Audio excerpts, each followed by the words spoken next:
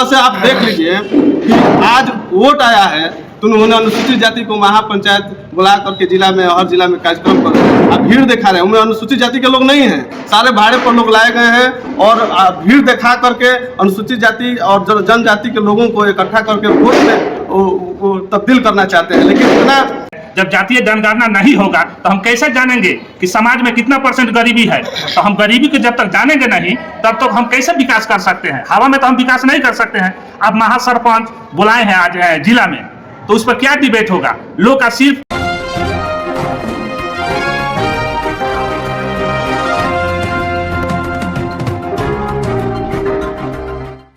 आप जदयू युवा के जिला अध्यक्ष हैं, वर्तमान में मंदरापाली पंचायत के मुखिया हैं। जो आप लोगों की 14 दिसंबर की कार्यक्रम है, इसको लेकर के आप क्या कहिएगा?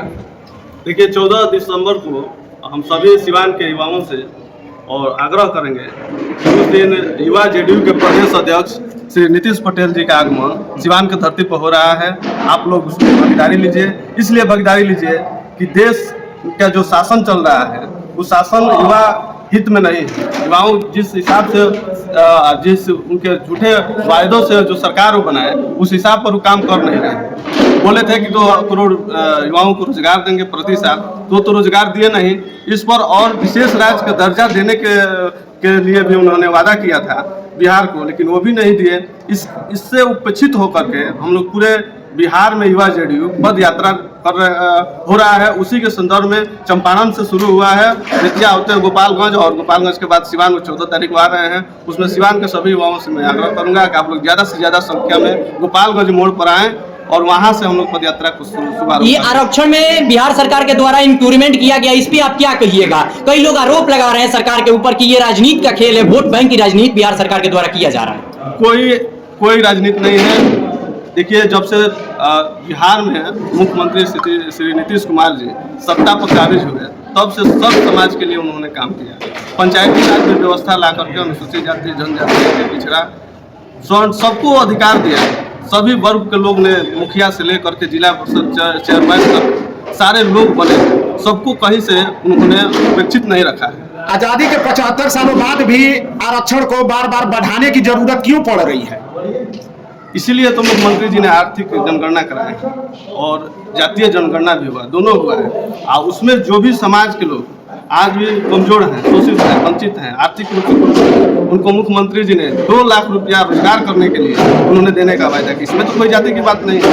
अगर जो पिछड़ा हुआ है एक पौधान पर उनको लाना है तो उसके लिए तो आरक्षण की जरूरत है।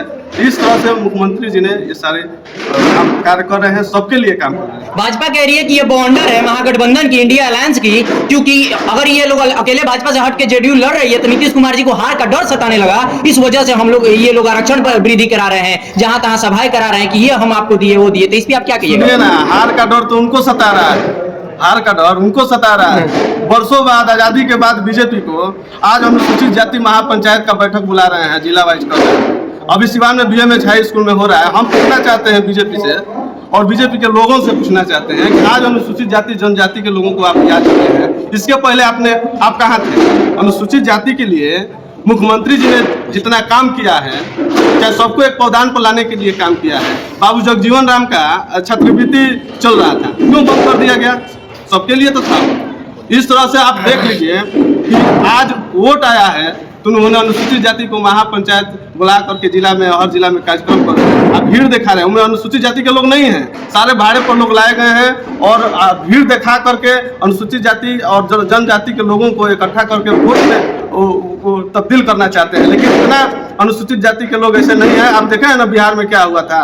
पहली बार 18 साल में उस तरह का रैली हुआ था जिसमें अनुसूचित जाति के लोग वेटनरी कॉलेज को भरने का काम किया, पूरा पटना पाट दिए थे। तो मुख्यमंत्री जी के साथ सारे अनुसूचित जनजाति के लोग और पिछड़े वर्ग के लोग पूरे मजबूती से उनके साथ खड़े हैं। बिहार में क्षेत्रफल की कोई कमी नहीं है, 94,000 वर्ग किलोमीटर क्षेत्रफल है बिहार का। लेकिन बिहार में कितने नीतीश कुमार ने 18 साल में कंपनियां बैठाई है, इसके बारे में क्या कहिएगा?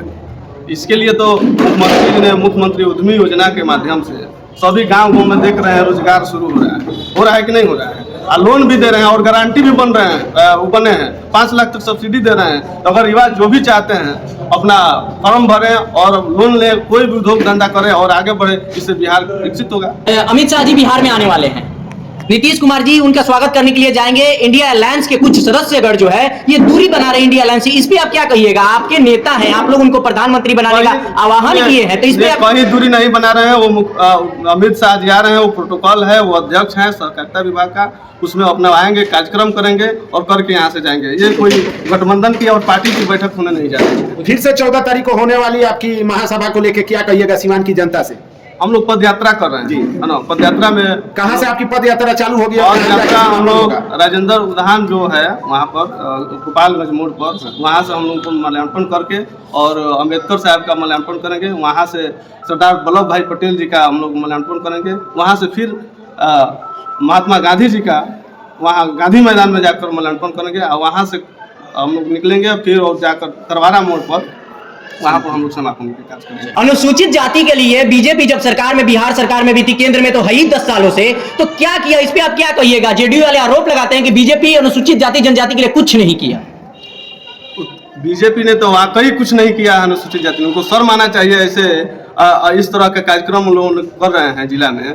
हम बताते हैं अनुसूचित जाति के भाइयों के लिए उन्होंने नीतीश कुमार जी ने किस तरह का वहाँ व्यवस्था कराए हैं। यहाँ दो छात्रावास सिवान में बना हुआ है, अम्बेडकर छात्रावास, उसमें खाने की व्यवस्था और पढ़ने की किताब तक की व्यवस्था है और तेल तक देने की व्यवस्था है, छात्रवृत्ति की व्यवस्था है, रहने का व्यवस्था है, राशन भी दिया जाता है और पढ़ाई होता है। मुख्यमंत्री जी ने जो पेट में जो बच्चा पल रहा है उनके लिए भोजन और टॉफी की व्यवस्था कर रहे हैं, जो दरवाजे पर गाड़ी भेज रहे हैं, फिर बच्चा तो प्रसूति के लिए उसको मसाला तेल मसाला का पैसा दे रहे हैं। यहाँ तक कि कब्रस्तान तक जाने के लिए कफन का भी पैसा देने का मुख्यमंत्री जी काम कर रहे हैं। पोशाक, साइकिल, कितना अनगिनत योजनाएं जो है, करीब 400-450 योजना बिहार में चल रहा है। 450 अनुसूचित जाति के लिए एनडीए और इंडिया क्यों खींचतान दोनों महागठबंधन दलों में होता है?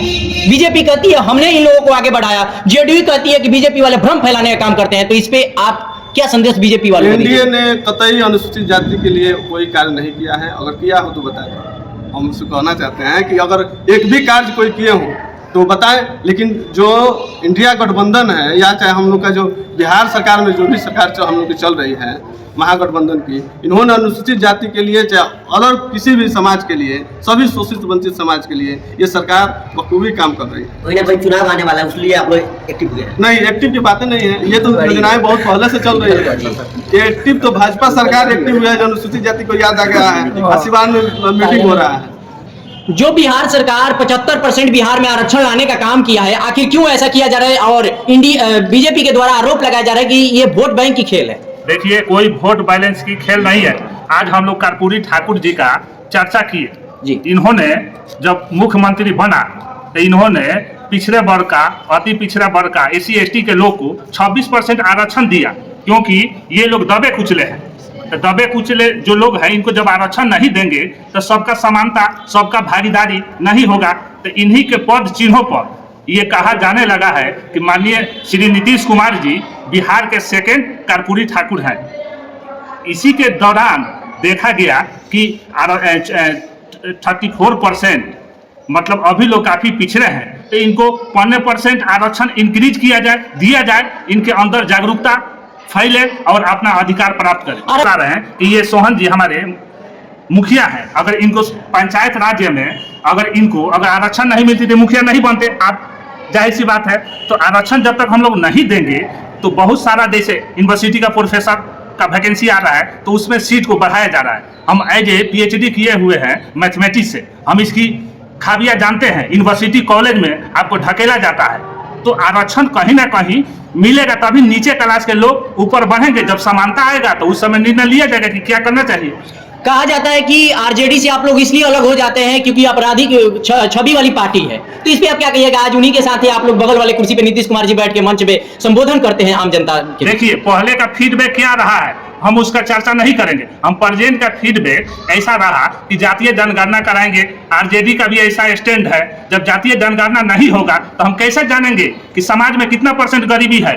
तो हम गरीबी को जब तक जानेंगे नहीं तब तक हम कैसे विकास कर सकते हैं। हवा में तो हम विकास नहीं कर सकते हैं। अब महासरपंच बुलाए हैं आज जिला में, तो उस पर क्या डिबेट होगा? लोग का सिर्फ मानसिकता बना हुआ है कि वोट बैलेंस के लिए आप सिर्फ चर्चा कर रहे हैं। उनका काम क्या किए हैं? जब से देश जब आजाद हुआ है उसके बाद आपने कोई भी दबे कुचले को आरक्षण नहीं दिया, इनको आगे नहीं बढ़ाया, तो हम क्या उनसे अगर जातीय जनगणना इतना ही सही है तो बार बार इस पर पटना हाईकोर्ट क्यों सुनवाई कर रहा है? देखिए, जातीय जनगणना इसलिए सही है क्योंकि आप जातीय जनगणना जब तक नहीं कराएंगे, आपको तो जातीय जनगणना कराना नहीं है, सिर्फ दूसरे के उंगली उठाना है। हाई कोर्ट को इसमें जनगणना से क्या लेना देना है? जबकि अगर जातीय जनगणना सही होता तो भारत के 2800 राज्य में होता। देखिए, 2800 राज्य में होता, लेकिन कोई राज्य एक मुहिम उठाएगा, पूरा भारत में नीतीश जी नहीं है, अभी बिहार में है, तो बिहार का जातीय जनगणना कराए हैं और फिर सेंट्रल लेवल पे इसका मांग कर रहे हैं, आह्वान कर रहे हैं बिहार का विशेष राज्य का दर्जा मिले और यहाँ का जातीय जनगणना जो हम लोग पेश किए 2850 स्टेट में हो। चलिए अपना परिचय दे दीजिए। मैं डॉक्टर मंटू पटेल, अभी हम जेडीयू में ज्वाइन किए हैं।